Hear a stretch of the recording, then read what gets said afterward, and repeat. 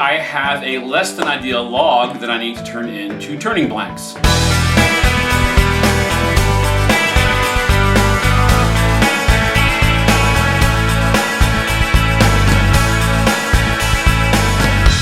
So this is a piece of California pepper tree, also known as Peruvian pepper tree, that someone gave to me.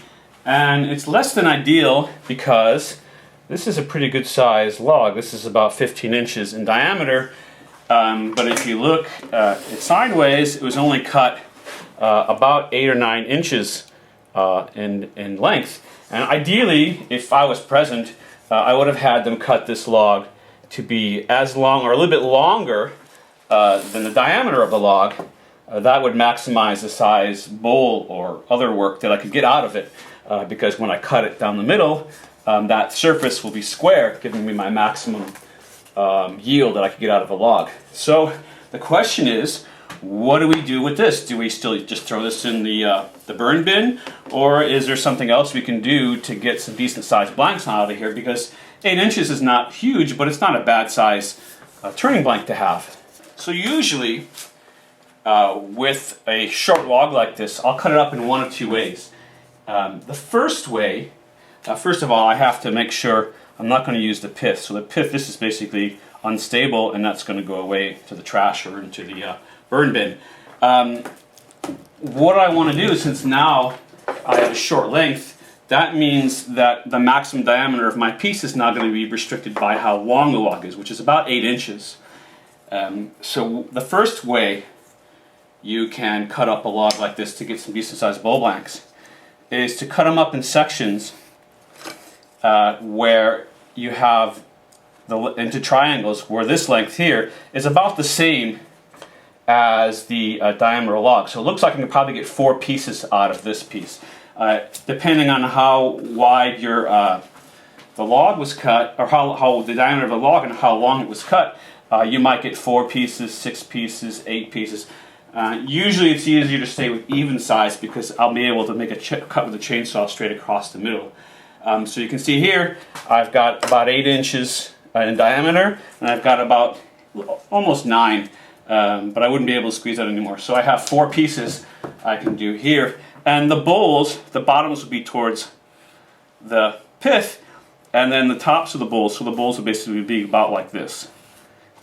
So I'd have 4 bowls out of this, and possibly with natural edge if I'm able to keep the bark on. But even if not, even if the bark comes off, and you have a wood that has a contrasting heartwood and sapwood, you get a bowl that has a transition in the middle of the bowl. So you'll have sapwood on the top part, and then you'll have heartwood on the bottom.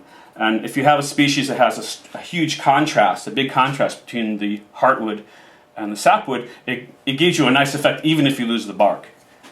Now when you go to cut these out, with 4 you could probably just, with the chainsaw, make 2 cuts and then cut these in half. But if you had more than 4, what I usually do is I'll make partial cuts. So I'll cut partially here, partially here, partially here, all the way around. Let's say if this was 8 pieces, I would make a cut here, almost all the way through. And then on the very last one, then I'd cut all the way through, and that way I can cut up the little pieces afterwards. I can nip off the pith from each piece. Now I've placed these bowls kind of arbitrarily.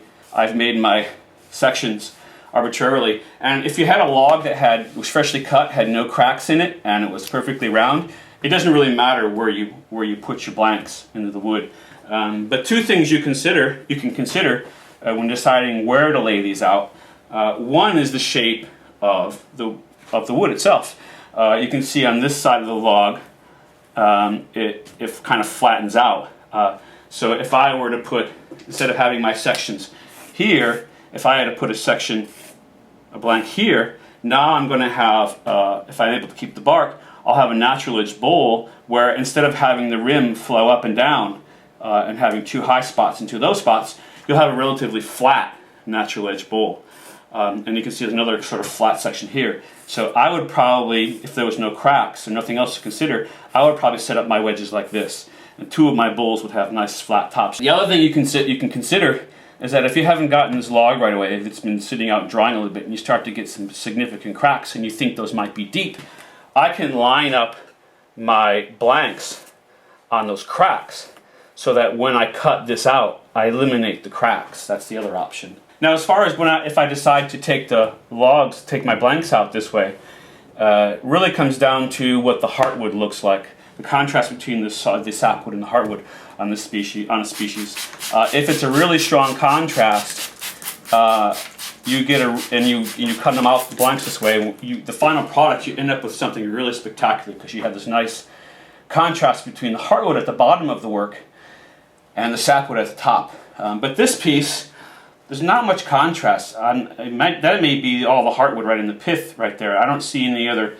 distinctive transitions going from the middle to the out. So I'm not going to cut this one this way. I'm going to go with a different approach. All right, so this second approach to cutting up a short log still takes into consideration that my maximum diameter is going to be the length of the log, which is going to be about 8 inches on this log.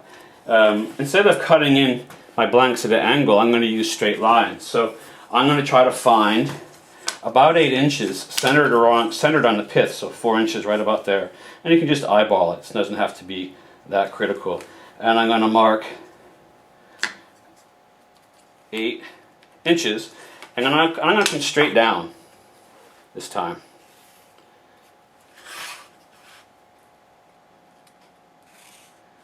And of course, I still have to stay away from my pith about 1 inch to 2 inches because that's unstable. And I'm going to do the same thing on this side. I'm just going to do it by hand. And so what I have here, I have a nice square blank when I'm finished that I'll be able to use as a deep bowl or maybe a hollow form. And now as far as the rest of this, I'm just going to extend this line right here. And of course I got to stay away from my pith. So this is all going away, that's trash. And so I have a couple other pieces right here and here. And so let's take this out back and cut it up and bring it back, and we can talk a little bit more about what each of these pieces can be used for.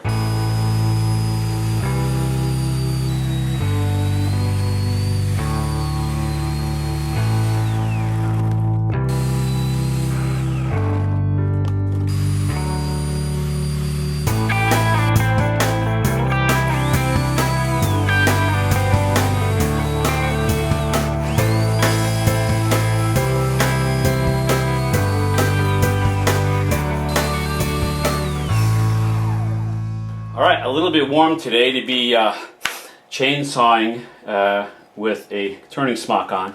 But I got the job done. So, here's the pieces all dissected. And the main two pieces I was after, the gold pieces and this kind of log, are these two end pieces right here. You can see I have a nice square 8-inch by 8-inch block. It's a little bit longer this way. I did it on purpose because I might need to cut a little bit off the ends to get rid of some of these cracks. Where you can see it's a pretty decent blank for a short log. I could turn this into a hollow form, or I could do a deep bowl with a natural edge, and I kept that straight edge, that straight part of the log right there, so I have a relatively flat bark area, so that might be an interesting kind of natural edge bowl where the bark is at the same level the whole way around. And as far as if I was to use this as a hollow form,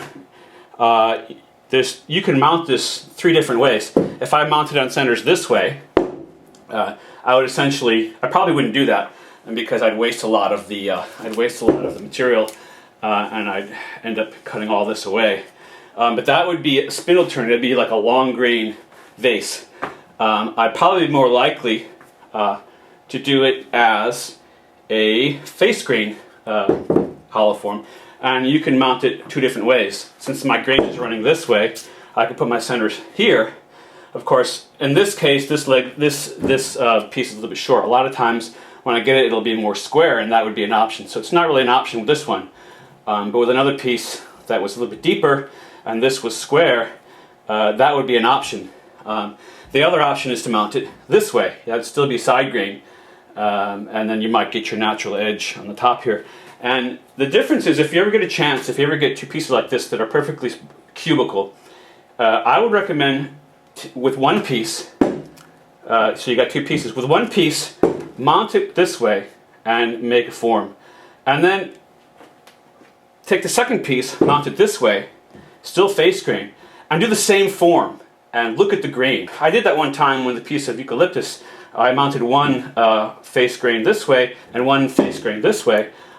Made it more or less exactly the same form, and the grain on the piece was completely different effect. So those are the two juicy pieces that I got out of this short log.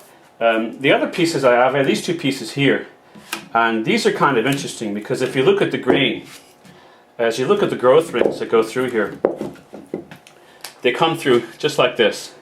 They're almost straight through.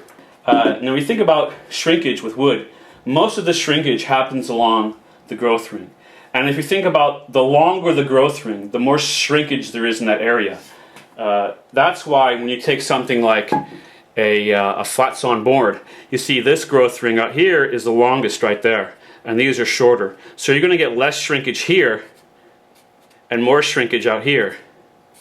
And that's why plain sawn boards like this tend to warp in that direction. But because these pieces have equally length growth rings, this will not warp at all. In fact, I'll seal the ends of this one, and I can let this sit, and it will not. I've never had one crack, and that's because it's very stable. This is actually called quarter sawn. If you talk to a flat woodworker, they'll know that as quarter sawn.